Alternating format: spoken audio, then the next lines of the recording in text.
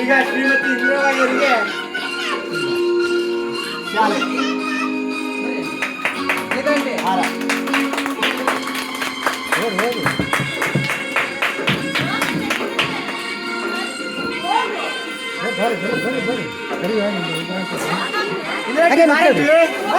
ಹಂಗೆ ನಿಂತ್ಕೊಳ್ರಿ ಬಾಬಾ, ಹಂಗೆ ನಿಂತ್ಕೊಳ್ರಿ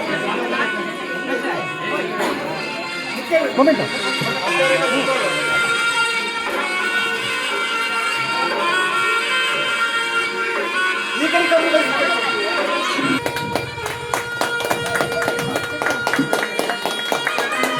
ಒಳ್ಳೆ ಮ್ಯೂಸಿಕ್ ಹಾಕಿ ಮದು